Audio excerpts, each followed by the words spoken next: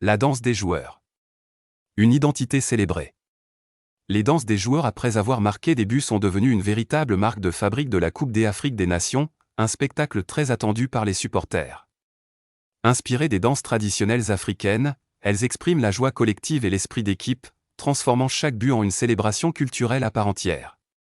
Parmi les plus célèbres, les danses des sélections du Cameroun, du Sénégal, du Ghana et du Congo. Les célébrations collectives autour du poteau de corner ou devant le banc de touche. Ces danses ne sont pas de simples démonstrations, mais une expression authentique de l'identité. Un message de fierté pour la culture africaine.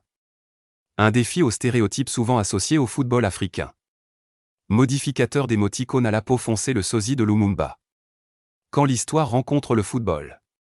Lors de certaines éditions de la Coupe d'Afrique des Nations, notamment en 2015 et 2017, un supporter africain a attiré l'attention par sa ressemblance frappante avec Patrice Lumumba, leader révolutionnaire congolais. Ces images se sont largement diffusées. Dans les stades. Sur les réseaux sociaux. À la télévision. Il apparaissait vêtu de lunettes épaisses, d'un costume ou de vêtements classiques. Il est rapidement devenu un symbole politico-culturel, reliant le football à l'histoire des luttes de libération africaines, et rappelant que la Coupe d'Afrique des Nations n'est pas seulement une compétition sportive, mais aussi une mémoire collective et une identité partagée.